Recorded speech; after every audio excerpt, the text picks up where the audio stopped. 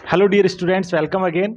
Pharmacology का एक और इम्पोर्टेंट टॉपिक आज हम लोग कवर करने वाले हैं, डायूरेटिक्स। तो डायूरेटिक्स, जिन्हें हम लोग वाटर पिल्स भी कहते हैं, बहुत सारे डिजीजेस के अंदर यूज करी जाती है। ये एंटी हाइपरटेंसिव भी होती है, यानी कि बीपी को कम करने के लिए भी यूज करते हैं। बॉडी में एडिमा हो जाए, रीनल फेलियर हो जाए, सेरेब्रल एडिमा, पल्मोनरी एडिमा हो जाए, इंट्राओकुलर प्रेशर बढ़ जाए, आईसीपी बढ़ जाए, इंट्राक्रेनियल प्रेशर बढ़ जाए, उन सभी कंडीशन को ट्रीट करने के लिए ही यूज करी जाती है। इसका मैकेनिज्म ऑफ एक्शन क्या होता है, क्लासिफिकेशन, एग्जांपल्स, कौन सा जो डायूरेटिक है किस पार्ट पे काम करता है, कंप्लीट फार्मेकोलॉजी हम लोग कवर करने वाले हैं। शुरू करते हैं।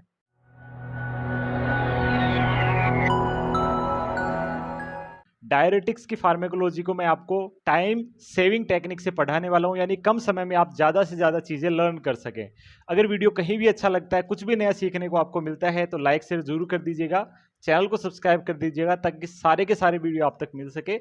और प्लेलिस्ट चेक कर लीजिएगा, जितने भी वीडियो अब तक अपलोड हो चुके हैं वो आपको वहां पे मिल जाएंगे यूनिट वाइज, और अपकमिंग वीडियोस भी वहां पे आप लोग फाइंड कर सकते हैं दोस्तों। ठीक है, तो जल्दी से सब्सक्राइब कर लीजिएगा। चलिए बात करते हैं डायूरेटिक्स यानी कि वाटर पिल्स। ठीक है दोस्तों, जैसा कि इनका नाम है, यानी डाई यूरेसिस, यानी यूरेसिस को बढ़ाना, यानी यूरिन आउटपुट को बढ़ाने वाली मेडिसिन को हम लोग क्या कहते हैं दोस्तों, डायूरेटिक्स कहा जाता है। यानी कि ऐसी ड्रग्स जो कि यूरिन आउटपुट को इंक्रीज कर देती है, बढ़ा देती है। अब यूरिन आउटपुट को बढ़ा करके हम लोग क्या ट्रीट करेंगे, अगर बॉडी के अंदर बीपी बढ़ जाता है, हाइपरटेंशन हो जाता है, उसको हम लोग इससे ठीक कर सकते हैं।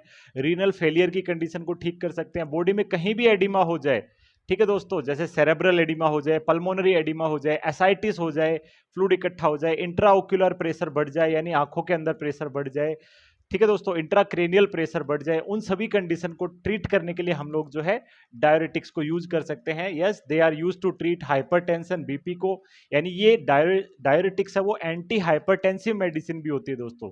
देखिए, एंटी हाइपरटेंसिव मेडिसिन की टोटल 6 क्लासेज होती है, जिसके अंदर एआरबीज आते हैं, यानी एंजियोटेंसिन रिसेप्टर ब्लॉकर्स आते हैं। दूसरा एसी इनिबिटर्स इसके अंदर आते हैं। इसके अलावा बात करें, कैल्शियम चैनल ब्लॉकर्स आते हैं, बीटा ब्लॉकर्स आते हैं, और इसके अलावा वेजोडाइलेटर्स आते हैं, और लास्ट में डायूरेटिक्स आते हैं। यानी डायूरेटिक्स एंटी हाइपरटेंसिव मेडिसिन भी होती है दोस्तों। ठीक है, इनका यूज हम हाइपरटेंशन में, एडिमा, अब एडिमा कहीं भी हो जाता है बॉडी में, cerebral oedema, pulmonary oedema, generalised oedema, यानी फ्लूइड रिटेंशन अगर बॉडी में हो जाता है, उसको ठीक करने के लिए यूज करेंगे। हार्ट फेलियर के केस में, यानी कंजस्टिव हार्ट फेलियर हो जाए, उस केस में भी तो क्या हो रहा है, प्रीलोड बढ़ रहा है, तो प्रीलोड को कम करने के लिए, यानी कंजेशन को कम करने के लिए हम लोग डायूरेटिक यूज कर सकते हैं। इसके अलावा रीनल फेलियर की कंडीशन में भी यूज किया जा सकता है, यानी यूरिन आउटपुट कम हो जाए, है ना, जैसे ओलिगो यूरिया हो जाए या एन यूरिया हो जाए, उस कंडीशन में यूरिन आउटपुट को बढ़ाने के लिए रीनल फेलियर के केस में हम इसको यूज कर सकते हैं। इसके अलावा ग्लूकोमा, जिसके अंदर इंट्राओक्यूलर प्रेशर, आंखों का जो आईओपी होता है दोस्तों, नॉर्मल आईओपी की बात करें, इंट्राओक्यूलर प्रेशर वो इंक्रीज हो जाता है ग्लूकोमा के अंदर।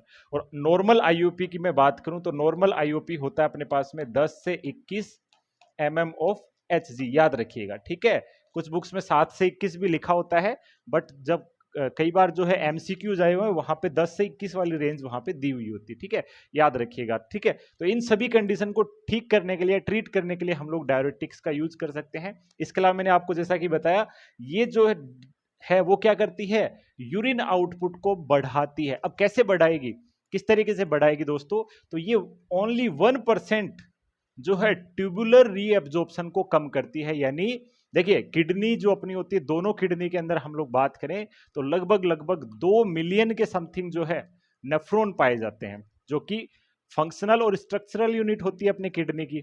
2 मिलियन का मतलब 20 लाख के समथिंग जो है नेफ्रॉन पाए जाते हैं, और वो सारे के सारे नेफ्रॉन है मिलकर के एक फिल्ट्रेशन करते हैं, ब्लड से फिल्टर करते हैं, जिसे हम लोग ग्लोमेरुलर फिल्ट्रेशन रेट कहते हैं दोस्तों। तो उस रेट को ये ओनली कितना कम कर रहे हैं दोस्तों, 1% डिक्रीज कर रहे हैं, जिससे यूरिन आउटपुट क्या हो जा रहा है, डबल हो जा रहा है। डेली यूरिन आउटपुट की बात करूं तो नॉर्मल यूरिन आउटपुट 1500 ml के लगभग जो है डेली होता है, एक दिन 24 घंटे के अंदर। तो इसको ये डायूरेटिक्स जो है डबल करने की कैपेसिटी रखती है दोस्तों। थोड़ा सा मैं इसको एक्सप्लेन करता हूं, इस पॉइंट को मैं और थोड़ा सा एक्सप्लेन कर देता हूं। देखिएगा, नेफ्रॉन की बात करते हैं हम लोग, नेफ्रॉन की बेसिक स्ट्रक्चर हमें अच्छे से पता है। तो नेफ्रॉन के अंदर बात करें तो ग्लोमेरुलस में क्या हो रहा है, यहाँ पे फिल्ट्रेशन हो रहा है, जीएफआर, ग्लोमेरुलर फिल्ट्रेशन रेट। ठीक है दोस्तों, ये जो रेट है वो टोटल 20 लाख न्यूरो नेफ्रॉन, यानी कि 2 मिलियन नेफ्रॉन जो है मिल करके, यस दोस्तों, 125 ml जो है पर मिनट, इतना ब्लड जो है, इतना यूरिन जो है फिल्टर करते हैं दोस्तों। तो इसको अगर मैं बोलूं 125 को अगर मिनट में बदलूं, यस दोस्तों, तो ये तो मिनट के अंदर तो है ही, इसको अगर आवर्स में बदलें तो 60 से मल्टीप्लाई करेंगे, और पर डे से बदलें तो 24 से मल्टीप्लाई करेंगे दोस्तों। तो ये रफली जो है 180 लीटर जो है आएगा, यानी सारे नेफ्रॉन मिलकर के 180 लीटर के अप्रोक्स जो है यूरिन का फॉर्मेशन करते हैं। बट हमें यूरिन तो केवल 1.5 लीटर आ रहा है, रफली 1500 से 1600 1700 ml तक यूरिन आता है 24 घंटे के अंदर। तो याद रखिएगा, यस, पूरे इस पाथवे में 99%, इसका 99% जो है वो क्या हो जाता है, एब्जॉर्ब हो जाता है। इसे रीएब्जॉर्ब भी बोल सकते हैं। क्या हो जाता है, 99% रीएब्जॉर्ब हो जाता है, जिसमें से मैक्सिमम 60% हिस्सा है वो कहाँ पे, पीसीटी वाले पार्ट में जो है रीएब्जॉर्ब होता है। इसके अलावा बात करें लूप ऑफ हेनले वाले पार्ट में 30% के अप्रोक्स जो है एब्जॉर्ब हो जाता है। इसके अलावा डीसीटी वाले पार्ट में 7% के समथिंग, और कलेक्टिंग ट्यूब्यूल्स में रफली 2% के समथिंग जो है रीएब्जॉर्ब हो जाता है दोस्तों। ठीक है, तो जितना भी जीएफआर कितना बना एक दिन में, 180 लीटर। टोटल कितने नेफ्रॉन के द्वारा, 2 मिलियन नेफ्रॉन के द्वारा 180 लीटर जो है यूरिन का फॉर्मेशन बनता है, जिसमें से 99% रीएब्जॉर्ब हो जाता है। इस 99% रीएब्जॉर्प्शन का मैक्सिमम पार्ट पीसीटी के अंदर होता है, प्रोक्सिमल कन्वोलेटेड ट्यूब्यूल्स में होता है, जो कि 60% होता है दोस्तों। तो इस पूरे पाथवे में जब ये यूरिन घूमेगा तो 99% क्या हो जाता है, एब्जॉर्ब। ओनली 1% है वो यूरिन के फॉर्म में क्या हो जाता है, एक्सक्रीट हो जाता है। तो लगभग बात करूं तो 1500 से यस 1800 ml जो है यूरिन के अंदर बनता है दोस्तों। अब बात करते हैं डाययूरेटिक्स क्या करती है। तो डाययूरेटिक्स इसी को क्या करती है, 1% रीअब्जॉर्प्शन को कम करती है, जो कि मैंने अभी अभी बताया आपको। 1% रीअब्जॉर्प्शन को ये क्या कर देती है दोस्तों, देखिएगा 1% जो है डिक्रीज करती है, जिससे यूरिन आउटपुट क्या हो जाता है, डबल हो जाता है। अब मान लीजिए 99% की जगह 98% ही अगर रीअब्जॉर्ब हो तो यूरिन आउटपुट क्या हो जाएगा दोस्तों, डबल हो जाएगा। बॉडी के अंदर जो एक्सेस फ्लूइड था वो बॉडी से बाहर चला जाएगा, इजंट इट। तो ये सारा का सारा जो है मैकेनिज्म यहाँ पे होता है, आगे मैं बताने वाला हूं। इनसे रिलेटेड है पूरा का पूरा क्लासिफिकेशन, पूरा का पूरा मैकेनिज्म। अब बात करते हैं यूजेज क्या क्या है। तो अभी भी मैंने बेसिक यूजेज आपको बताए। यस दोस्तों, तो बॉडी के अंदर फ्लूइड वॉल्यूम एक्सेस हो जाए, यानी कि फ्लूइड ओवरलोड हो जाए, यस, क्या करती है, फ्लूइड रिटेंशन को क्या कर सकती है ये मेडिसिन, ठीक कर सकती है। ठीक है, बॉडी की, क्योंकि यूरिन आउटपुट को बढ़ा रही है। अब यूरिन बाहर जाएगा तो यूरिन के साथ में बॉडी के मेटाबॉलिक वेस्ट भी बाहर जाएंगे। जैसे कि बात करें BUN यानी कि ब्लड यूरिया नाइट्रोजन, क्रिएटिनिन, इसके अलावा यूरिक एसिड, ये भी बॉडी से बाहर जाएंगे, जो कि मेटाबॉलिक वेस्ट होते हैं दोस्तों। और इन मेटाबॉलिक वेस्ट की नॉर्मल वैल्यू अगर आपको याद रखनी है तो यस, BUN की होती है 8 से 25 mg पर डेसीलीटर ब्लड के अंदर। 100 ml ब्लड में 8 से 25, 6 से 25 भी दिया होता है, बट सिमिलर सा। ठीक है, क्रिएटिनिन की बात करें तो 1.2 से 1.3 mg पर डेसीलीटर होता है क्रिएटिनिन। और यूरिक एसिड की बात करें दोस्तों 3.5 टू या 7.2 mg पर डेसीलीटर, इतना जो है यूरिक एसिड अपनी बॉडी के अंदर नॉर्मल होना चाहिए। ठीक है, अगर इनसे ज्यादा हो जाएगा इसका मतलब किडनी फेलियर हो गया है, और किडनी फेलियर हो गया इसका मतलब यूरिन आउटपुट बाहर नहीं जा रहा है, तो बॉडी में मेटाबॉलिक वेस्ट जमा हो रही है। इन मेटाबॉलिक वेस्ट को निकालना है, तो निकालने के लिए क्या दे सकते हैं हम लोग, डाययूरेटिक्स दे सकते हैं। तो फ्लूइड तो बाहर जाएगा ही जाएगा, और फ्लूइड के साथ में ये मेटाबॉलिक वेस्ट भी बाहर जाएंगे। BUN, क्रिएटिनिन और यूरिक एसिड नॉर्मल वैल्यूज में आपको बता चुका हूं दोस्तों। इसके अलावा मैं बात करूं यहाँ पे अदर यूजेज की बात करें, यस, तो इसके अलावा ये बॉडी के अंदर एडिमा हो जाए, यस, बॉडी में कहीं भी एडिमा हो जाए, चाहे सेरेब्रल एडिमा हो, पल्मोनरी एडिमा हो, ठीक है, और बीपी अगर बढ़ जाए उन कंडीशन में, और रीनल फेलियर, किडनी फेलियर, जैसा कि मैंने अभी भी बताया, इन सभी कंडीशन में इसको यूज कर सकते हैं। ठीक है, इसके अलावा इंट्राओक्युलर प्रेशर बढ़ जाए, IOP बढ़ जाए, जिसे ग्लूकोमा कह सकते हैं हम लोग, तो उस केस में भी इसको यूज कर सकते हैं। IOP बढ़ने से क्या होगा दोस्तों, IOP अगर इंक्रीज हो जाएगा तो क्या हो जाएगा, ग्लूकोमा, है ना। और इंट्राक्रेनियल प्रेशर बढ़ जाए तो IOP नॉर्मल अभी अभी मैंने बताया आपको कितना होता है, 10 से 21 mm ऑफ Hg होता है, और ICP कितना होता है, 7 से 15 mm ऑफ Hg होता है दोस्तों। आईओपी ऑलरेडी बता चुका हूं 10 से 15 mm ऑफ एचजी होता है और आईसीपी होता है 7 से 15 mm ऑफ एचजी। तो अगर ये भी बढ़ जाते हैं, आईसीपी इंट्राक्रेनियल प्रेशर होता है, इंट्राक्रेनियल प्रेशर बढ़ेगा तो नोजिया वोमिटिंग आएगी, है ना, पर्सन कोमा में भी इवन जा सकता है, ठीक है, सीएनएस सिम्टम्स आएंगे। और आईओपी बढ़ेगा तो अपनी ऑप्टिक नर्व डैमेज हो सकती है, तो ब्लाइंडनेस कोज कर सकता है। ग्लूकोमा को साइलेंट किलर डिजीज भी कहा जाता है, साइलेंट किलर ऑफ आई भी कहा जाता है, साइलेंट थीफ ऑफ आई भी कहा जाता है, यानी आंखों का चोर भी कहा जाता है। यानी ग्लूकोमा के सिम्टम जनरली अपीयर नहीं होते हैं, और जब अपीयर होते हैं तब तक आंखों की रोशनी काफी जो है डैमेज हो चुकी होती है दोस्तों। तो इंट्राओक्यूलर प्रेशर कितना होना चाहिए नॉर्मल, 10 से 21 mm ऑफ एचजी होना चाहिए। अगर ये बढ़ जाता है तो ग्लूकोमा वो कंडीशन कहलाती है। अब ग्लूकोमा क्या होता है आगे बात करेंगे, चलेगा। इसके अलावा माउंटेन सिकनेस सिंड्रोम को ट्रीट करने के लिए भी डाययूरेटिक्स का यूज कर सकते हैं। अब ये है क्या, इसको मैं समझाता हूं थोड़ा सा।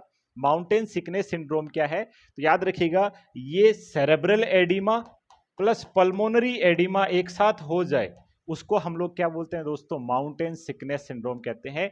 यानी ब्रेन में भी फ्लूइड इकट्ठा हो जाए और लंग्स के अंदर भी, एल्वियोलाइज के अंदर भी अगर फ्लूइड इकट्ठा हो जाए, जिसे पल्मोनरी एडिमा कहते हैं, सेरेब्रल एडिमा एक साथ हो जाए, उसे हम लोग माउंटेन सिकनेस सिंड्रोम कहते हैं।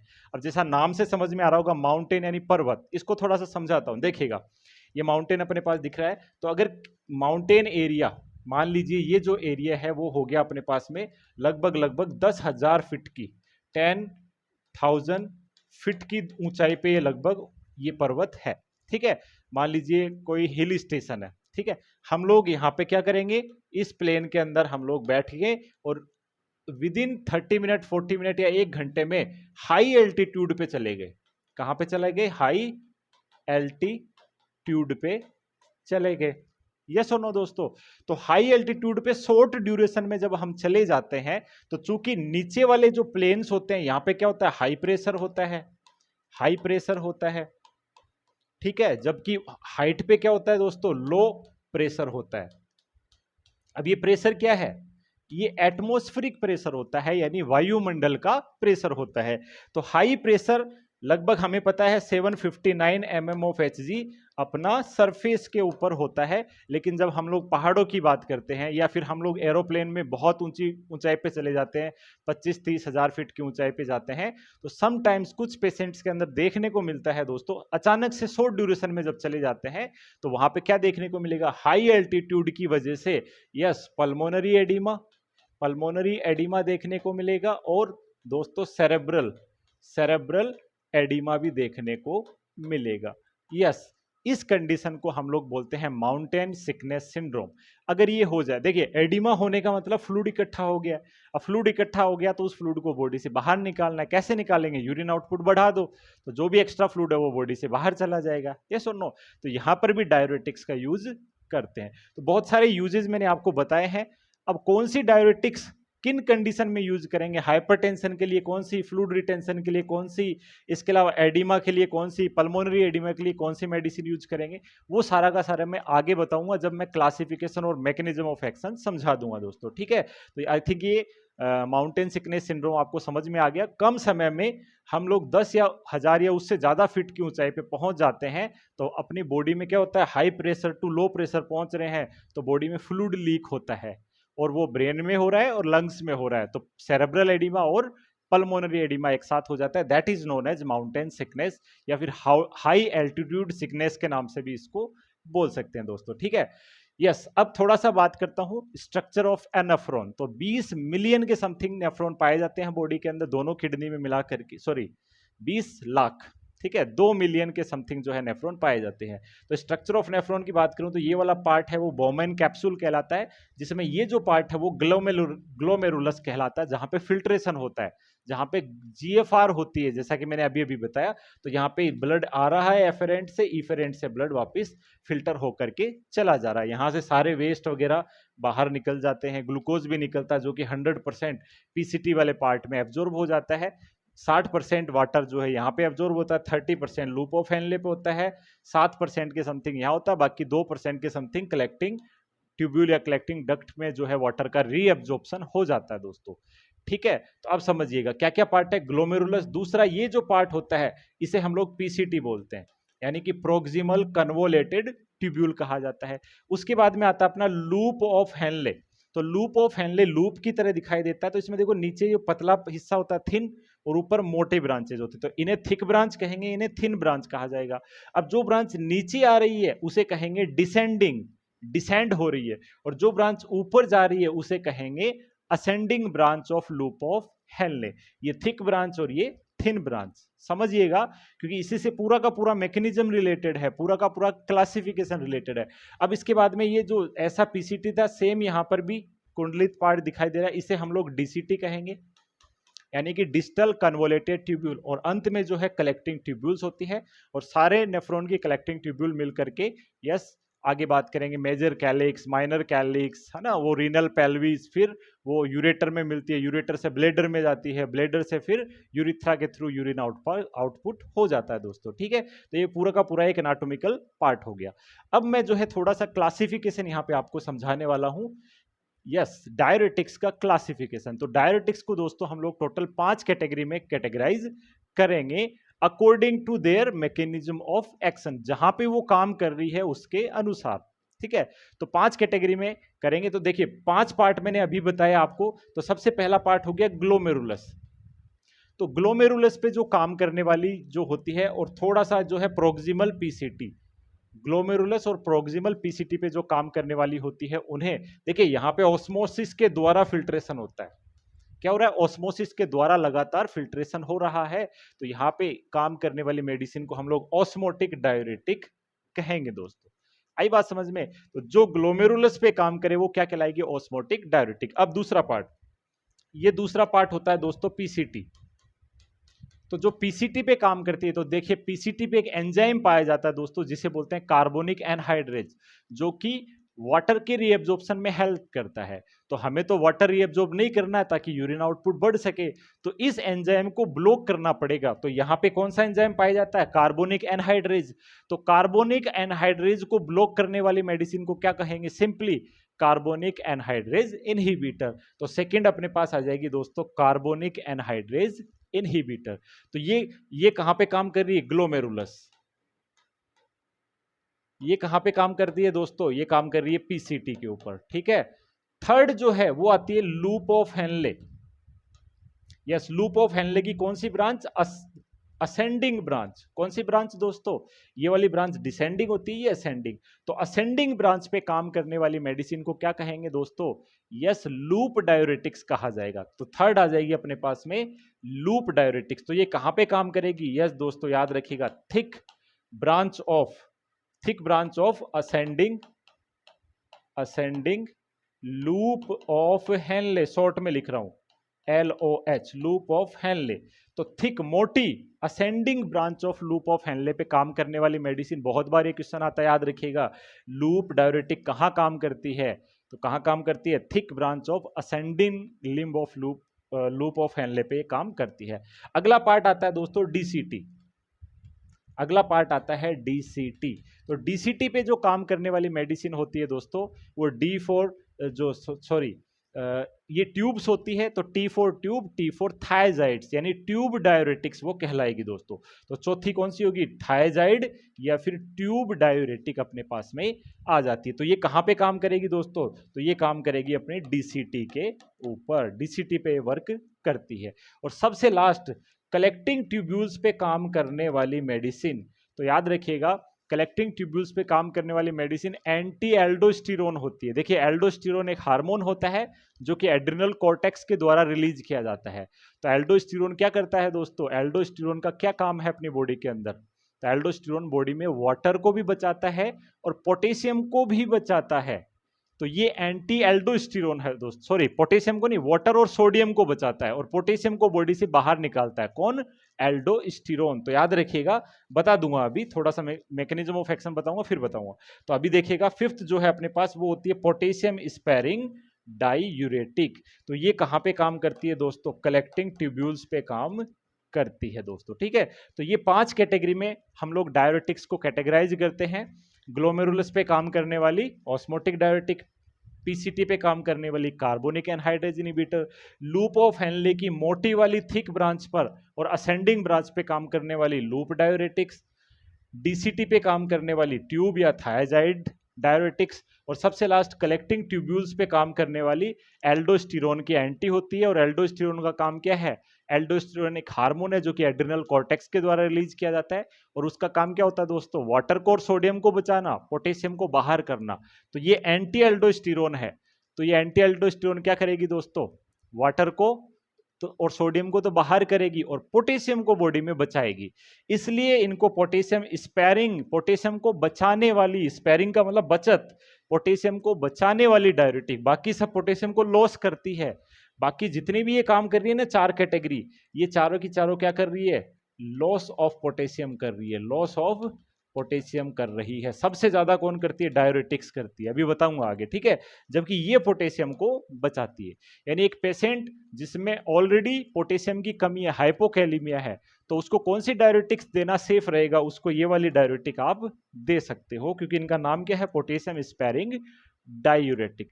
तो आपको लोकेशन समझ में आ गया कौन सी कहां पे काम करती है। चलेगा, आगे बढ़ता हूं इसी क्रम में। जो मैंने आपको सिखाया है उसको एक डायग्राम के रूप में समझते हैं।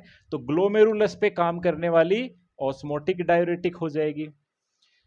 पीसीटी पे काम करने वाली कार्बोनिक एनहाइड्रेज इनिबिटर्स हो जाएगी, ठीक है। लूप ऑफ हेनली की असेंडिंग ब्रांच पे काम करने वाली लूप डायूरेटिक्स हो जाएगी। इसके अलावा डीसीटी पे काम करने वाली ट्यूब डायूरेटिक्स हो जाएगी। और कलेक्टिंग ट्यूब्यूल्स पर और थोड़ा सा डीसीटी के हिस्से पे काम करने वाली पोटेशियम स्पेयरिंग डायूरेटिक्स हो जाएगी दोस्तों। तो ये सारी की सारी अपना क्लासिफिकेशन यहाँ पे अपने पास में आ जाता है, ठीक है दोस्तों। समझ में आ गया होगा आई थिंक आपको। थोड़ा सा एग्जाम्पल भी इनका मैं बताने वाला हूं आगे। पहले उससे पहले थोड़ा सा एक क्लासिफिकेशन और देखते हैं। तो ये तो एक क्लासिफिकेशन हो गया। दूसरा क्लासिफिकेशन इनका होता है इनकी एफिशिएंसी, पोटेंसी के आधार पे दोस्तों।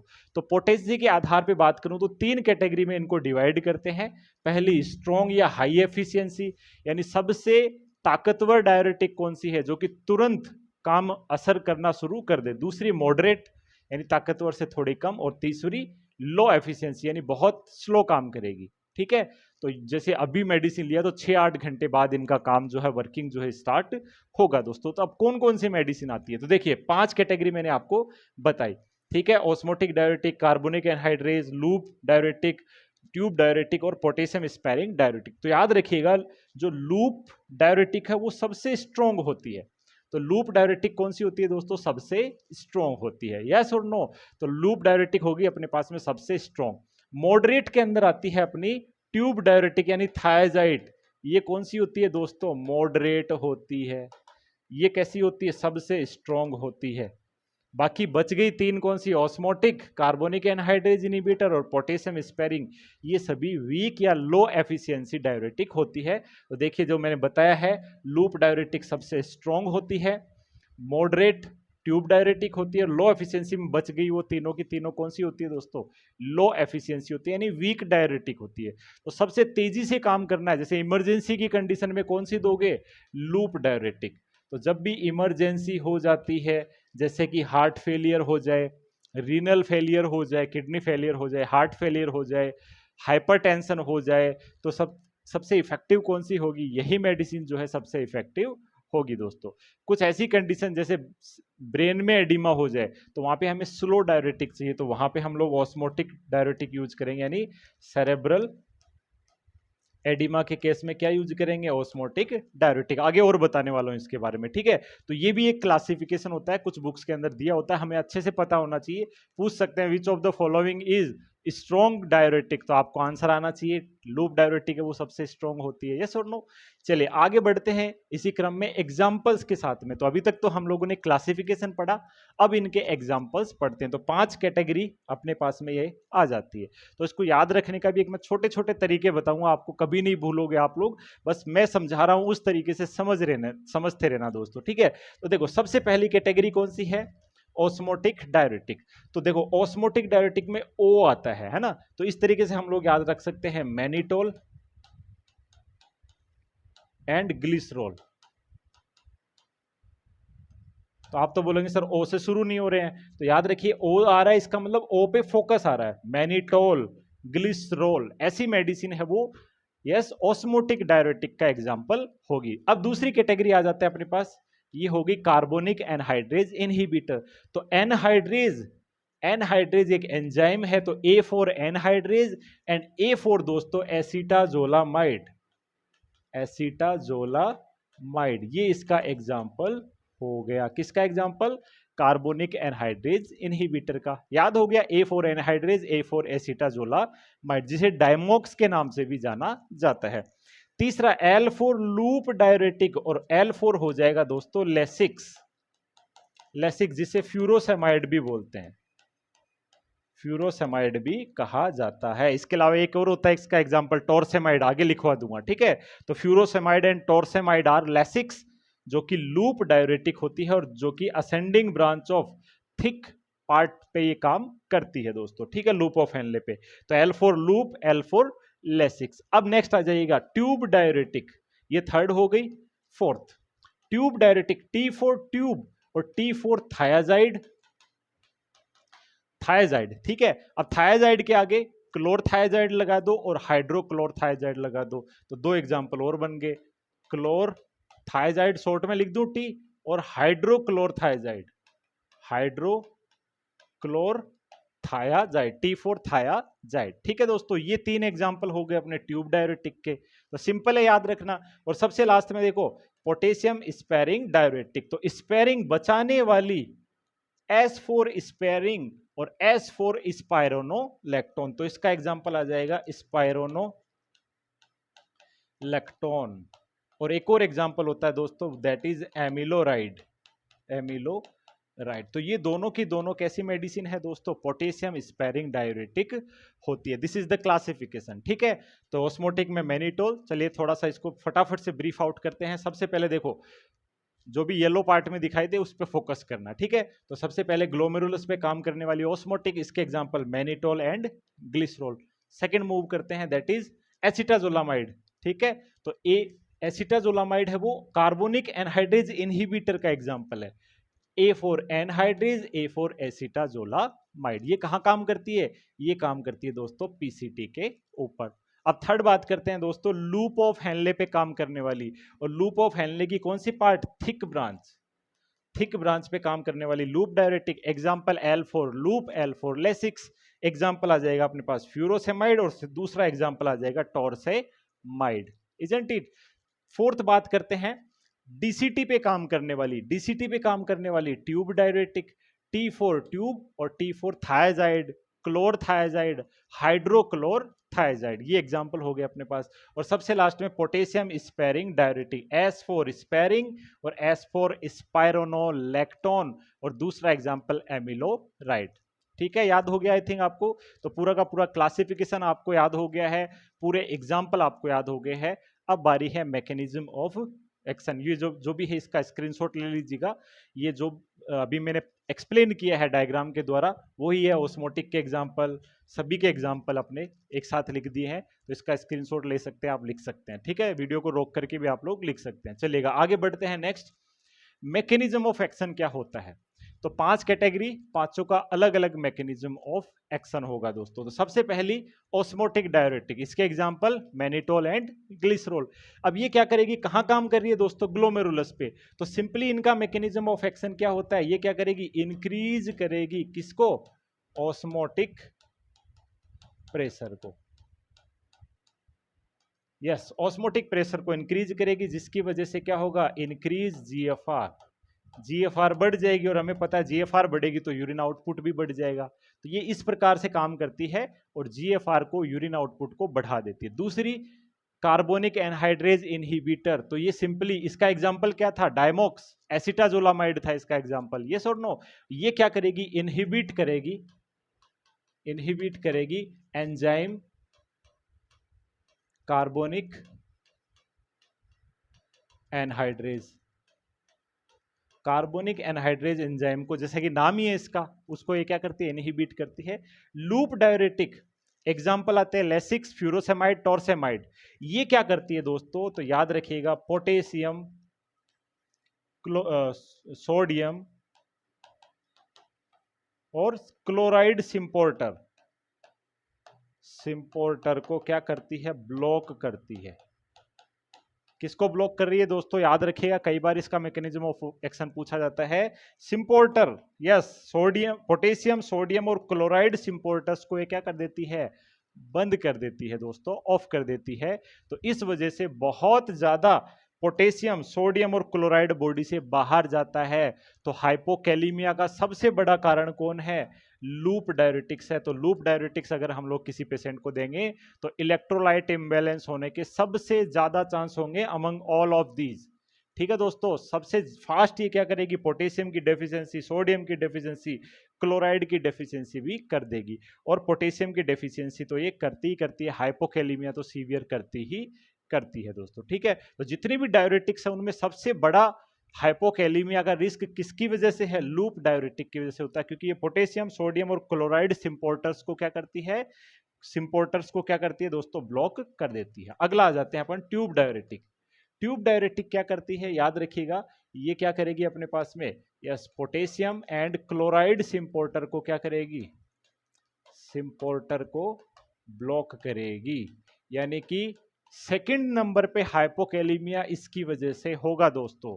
तो हाइपोकैलीमिया का फर्स्ट सबसे ज्यादा लूप डायरेटिक, सेकंड नंबर पे ट्यूब डायरेटिक भी हाइपोकैलीमिया कर सकते हैं। अब सबसे लास्ट पोटेशियम स्पैरिंग डायरेटिक, जिसका एग्जांपल क्या था, स्पाइरोनोलैक्टोन एंड एमिलोराइड। ये क्या करती है दोस्तों, यस, ये क्या करेगी, एंटी एल्डोस्टिरोन, एल्डोस्टिरोन की एंटी होती है। Very very important question point, याद रखिएगा।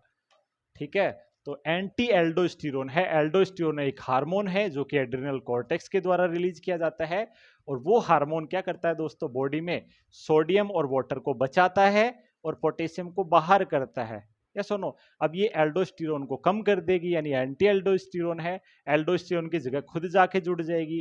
तो अब एल्डोस्टिरोन काम नहीं करेगा, काम नहीं करेगा तो क्या होगा, सोडियम और वाटर तो बॉडी से बाहर जाएगा और पोटेशियम बॉडी के अंदर रुकने लग जाएगा। इसीलिए इनका नाम है पोटेशियम स्पेयरिंग, पोटेशियम को बचाने वाली डायरेटिक्स। वाटर तो बाहर निकाल रही है लेकिन पोटेशियम को बॉडी से बचा रही है। बाकी सभी पोटेशियम का लॉस कर रही है बॉडी में।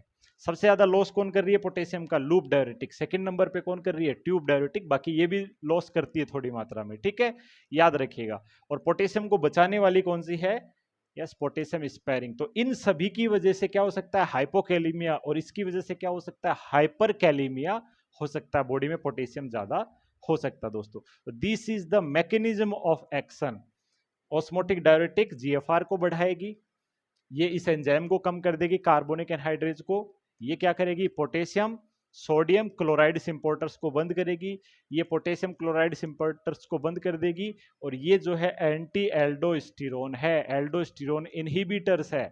ठीक है, तो याद रखिएगा, वेरी वेरी इंपॉर्टेंट। चलिए आगे बढ़ते हैं, नेक्स्ट यूजेस। तो देखिए यूजेस तो मैं शुरू में ही पढ़ा चुका हूं आपको, बट फिर से यूज क्यों बता रहा हूं आपको, इसलिए कि अब किस यूज के लिए कौन सी जो है डायरेटिक हम लोग देंगे दोस्तों। ठीक है, तो ये सभी यूजेस जो है ऑलरेडी मैंने शुरुआत में ही बता दिए हैं आपको। Hypertension, heart failure, oedema, glaucoma, cerebral oedema, pulmonary oedema, hyper aldosteronism यानी एल्डोस्टिरोन बढ़ जाए, उस कंडीशन में एंटी एल्डोस्टिरोन देंगे, पोटेशियम स्पेयरिंग डायरेटिक।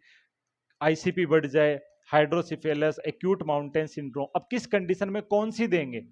डायरेटिक तो बहुत सारी बताई मैंने आपको, 5 कैटेगरी की बताई, तो किस कंडीशन में कौन सी दी जाएगी, इसलिए दोबारा से यूजेज बता रहा हूं। ठीक है, तो अब देखिए, हाइपरटेंशन हो जाए, बीपी हो जाए, तो यहाँ पे सबसे फर्स्ट चॉइस, तो यहाँ पे क्या यूज करना चाहिए दोस्तों, तो यहाँ पे लेसिक्स, यानी मैं बात कर सकता हूँ लूप डायरेटिक्स जो है यहाँ पे चॉइस रहेगी दोस्तों। ठीक है, लूप डायरेटिक यहाँ पे हम लोग देंगे। दूसरा, हार्ट फेलियर हो जाए, ठीक है, तो हार्ट फेलियर के केस में भी क्योंकि इमरजेंसी है तो लूप डायरेटिक देंगे।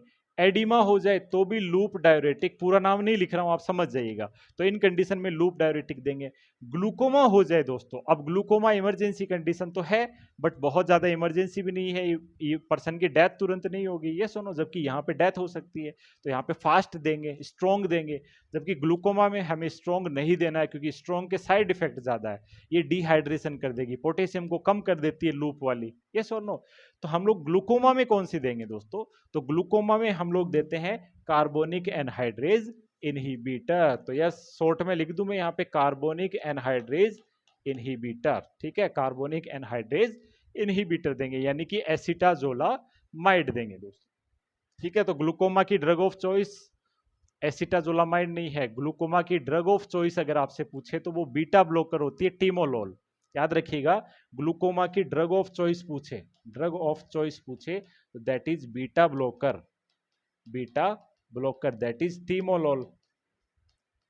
लेकिन ग्लूकोमा को ट्रीट करने के लिए कार्बोनिक एनहाइड्रेज इनहिबिटर भी यूज करते हैं, दैट इज का यस एसिटाजोलामाइड। इसके अलावा अगर किसी को सेरेब्रल एडिमा हो जाए, तो ब्रेन में अगर एडिमा हो जाए, तो always one and only osmotic diuretic mannitol use करेंगे दोस्तों। तो यस क्या यूज करेंगे, mannitol. Very very important, very very important. Cerebral oedema हो जाए तो ओनली क्या यूज करेंगे, ऑस्मोटिक डायरेटिक यूज करेंगे। इसके अलावा पल्मोनरी एडिमा हो जाए तो अगेन लेसिक्स यूज करेंगे, क्या यूज करेंगे, लेसिक्स, क्योंकि पल्मोनरी एडिमा भी क्या है, एक इमरजेंसी यानी लूप डायरेटिक, लेसिक्स यानी लूप डायरेटिक यूज करेंगे। इसके अलावा हाइपर एल्डोस्टेरोनिज्म हो जाए, यानी एल्डोस्टेरोन ज्यादा हो जाए, तो एंटी एल्डोस्टेरोन देंगे, और वो कौन सी है, पोटेशियम स्पेयरिंग डायरेटिक होती है दोस्तों। तो हाइपर एल्डोस्टेरोनिज्म की कंडीशन में क्या यूज करेंगे अपन लोग, स्पाइरोनोलैक्टोन यूज करेंगे, इजंट इट। इसके अलावा आईसीपी बढ़ जाए, इंट्राक्रेनियल प्रेशर बढ़ जाए, तो मैंने बोला ब्रेन में कुछ भी बढ़े हमेशा क्या देंगे, मैनिटोल, मैनिटोल दिया जाएगा। इसके अलावा हाइड्रोसिफेलस, हाइड्रोसिफेलस एक कॉन्जेनाइटल मालफॉर्मेशन होता है, बच्चों के अंदर देखा जाता है, जिसमें आपने देखा होगा एक बच्चा बहुत बड़े सर के साथ में पैदा होता है, उसके अंदर जो सीएसएफ फ्लूइड होता है उसका ऑब्स्ट्रक्शन हो जाता है, जिसकी वजह से हेड का जो साइज है वो एनलार्ज हो जाता है, दैट इज हाइड्रोसिफेलस। तो हाइड्रोसिफेलस की केस में क्या यूज करेंगे, तो अगेन याद रखिएगा कार्बोनिक एनहाइड्रेज इनहिबिटर, चाय यूज करेंगे, CAI, कार्बोनिक एनहाइड्रेज इनहिबिटर, यानी कि एसिटाजोलामाइड है वो वहां पे यूज किया जाएगा। सबसे लास्ट बात करूं, mountain sickness, acute mountain sickness, इसमें दो चीजें एक साथ हो रही है, pulmonary oedema plus cerebral oedema. तो देखिए पल्मोनरी एडिमा में तो हम लोग क्या यूज कर रहे थे, लेसिक्स यूज कर रहे थे, जबकि सेरेब्रल एडिमा में मैनिटोल यूज कर रहे थे। तो दोनों एक साथ हो जाएंगे तब क्या यूज करेंगे दोस्तों, तो ना तो लेसिक्स यूज करेंगे ना मैनिटोल यूज करेंगे, इन दोनों के बीच का, लूप और मैनिटोल के बीच का कौन है, चाय, यानी कार्बोनिक एनहाइड्रेज इनहिबिटर यूज करेंगे दोस्तों, ठीक है, याद रखिएगा चाय यहाँ पे यूज करेंगे। तो ये सारे के सारे यूजेस मैंने शुरू में बताए थे डायरेटिक्स के कॉमन यूजेस। अब स्पेसिफिक यूज मैंने आपको बता दिया, कौन सी डायरेटिक किस कंडीशन में दी जाएगी। समझ में आ गया होगा आई थिंक आपको। चलिएगा बढ़ते हैं आगे, अगर समझ में आ रहा है तो कमेंट करके जरूर बताइएगा आपको एक ऐसा समझ में आ रहा है। चलिए बढ़ते हैं आगे नेक्स्ट साइड इफेक्ट की तरफ। तो देखिए कुछ साइड इफेक्ट कॉमन होंगे, जैसे कि मैं बात करूं डायरेटिक्स है तो फ्लूइड को बाहर निकालिए तो डिहाइड्रेशन, तो सभी की सभी डायरेटिक है वो डिहाइड्रेशन कर सकती है, यस और नो, फ्लूइड वॉल्यूम डिप्लीशन कर सकती है बॉडी के अंदर, डिहाइड्रेशन ये कॉज कर सकती है। इसके अलावा यहां तक osmotic carbonic anhydrase loop diuretic और ट्यूब डायरेटिक है वो क्या कर सकती है, सोडियम और पोटेशियम को लॉस कर सकती है, यानी हाइपोकैलिमिया और हाइपोनेट्रीमिया। जबकि स्पेरिंग वाली है वो क्या कर सकती है, हाइपरनेट्रीमिया कोज, सॉरी हाइपरकैलिमिया कोज कर सकती है, यानी बॉडी में पोटेशियम का मात्रा बढ़ा सकती है। थोड़ा सा एक फैक्ट बता देता हूं, पोटेशियम का नॉर्मल लेवल बॉडी में 3.5 टू 5.1 मिली इक्विवेलेंट पर लीटर होता है, और सोडियम का नॉर्मल लेवल बात करूं तो यस दोस्तों 135 से 145 मिली इक्विवेलेंट पर लीटर होता है। इसके अलावा बात करते हैं अपन यहाँ पे क्लोराइड की बात करें तो क्लोराइड का जो नॉर्मल लेवल है वो 99 से लेकर के 110 मिली इक्विवेलेंट पर लीटर होता है दोस्तों, याद रखिएगा। तो ये कुछ इलेक्ट्रोलाइट है जो कि डायरेटिक अफेक्ट करती है, इसलिए मैंने तीनों का लेवल आपको बता दिया। तो इस तरीके से ये साइड इफेक्ट हो सकता है। इसके अलावा और क्या साइड इफेक्ट हो सकता है, स्पेसिफिक साइड इफेक्ट की बात करूं तो लूप डायरेटिक है वो ऑटोटॉक्सिसिटी कर सकती है, और सबसे ज्यादा हाइपोकैलिमिया भी यही करती है, ऑटोटॉक्सिसिटी यानी कि कानों में प्रॉब्लम ये कर सकती है। इसके अलावा थायजाइड्स जो होती है, ट्यूब डायरेटिक्स होती है, वो बॉडी में ग्लूकोज की मात्रा बढ़ा देती है, यानी हाइपरग्लाइसीमिया कोज कर सकती है।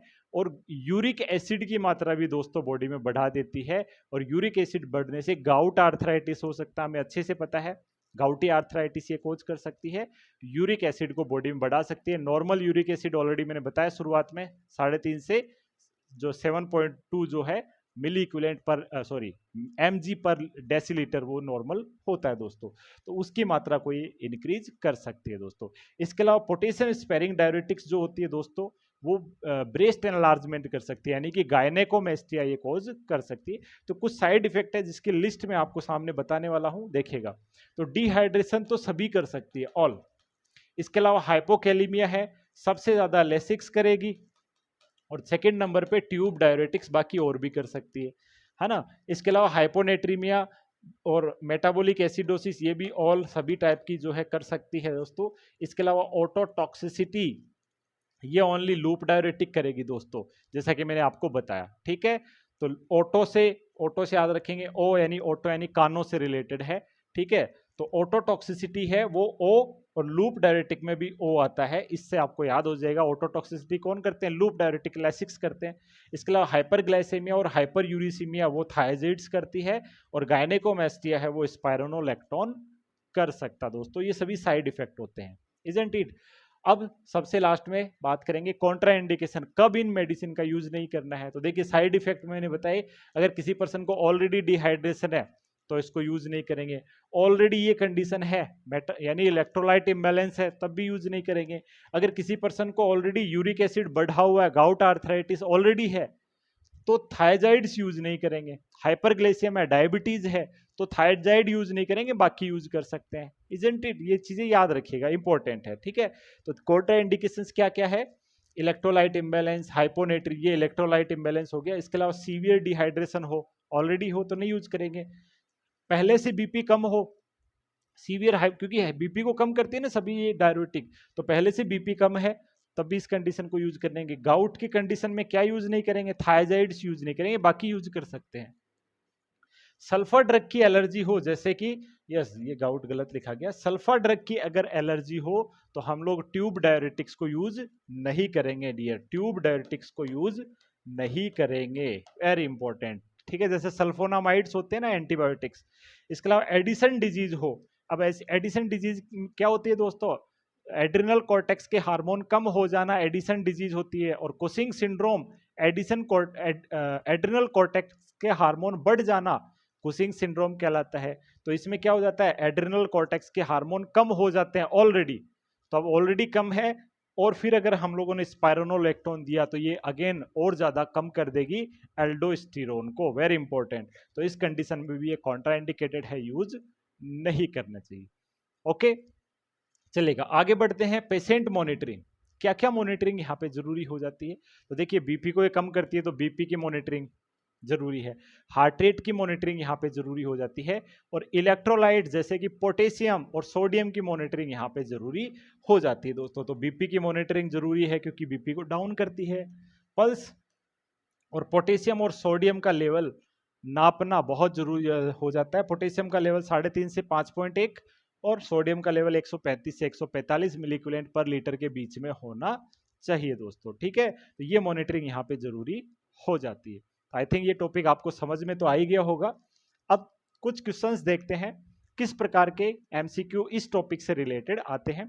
थोड़ा सा वीडियो लंबा हो गया है, बट काफी कुछ यहाँ पे आप लोगों ने आशा करता हूँ सीखा होगा और सीख रहे होंगे। चलेगा, बढ़ते हैं। कमेंट जरूर लिखिएगा अगर कुछ सीख रहे हैं, और चैनल को सब्सक्राइब कर लीजिएगा अगर कुछ भी आप नया सीख रहे हैं और सीखना चाहते हैं फर्दर, ठीक है। पहला क्वेश्चन है, फ्यूरोसेमाइड या लेसिक्स किस पार्ट पर, नेफ्रॉन के किस पार्ट पे काम करती है? बहुत बार ये क्वेश्चन एग्जाम्स में आया हुआ है। यस, तो हमने अच्छे से पता है L4 लूप, L4 लेसिक्स। तो ये कहाँ पे काम करती है? लूप ऑफ हेनले पे काम करती है, पहली बात तो। अब लूप ऑफ हेनले पे भी कहाँ करेगी? दो ऑप्शन लूप ऑफ हेनले के हैं, यस और नो, तो ये दो ऑप्शन तो कैंसिल हो गए। तो लूप ऑफ हेनले पे भी कहाँ करती है? ऊपर वाली ब्रांच पे, यानी कि असेंडिंग ब्रांच पे ये काम करती है दोस्तों। और असेंडिंग भी कौन सी? थिक वाली, thick ascending limb of loop of Henle पे काम करती है। दूसरा क्वेश्चन, यस, तो राइट आंसर बी हो जाएगा। Yes, which of the following diuretic can cause ototoxicity? Ototoxicity कौन करेगी? ओ आता है ऑटोटॉक्सिसिटी में, यानी कानों में टॉक्सिसिटी करती है, यानी ईयर प्रॉब्लम ये कॉज करती है। तो ये कौन करेगी? लूप डायरेटिक ये कॉज करेगी। अब लूप का एग्जांपल कौन सा है यहाँ पे? फ्यूरो सेमाइड, इजी क्वेश्चन है, यस और नो, जिसे लेसिक्स भी कहा जाता है। Next question, thiazide diuretic act primarily on which part of the nephron, thiazide किस पार्ट पे काम करती है?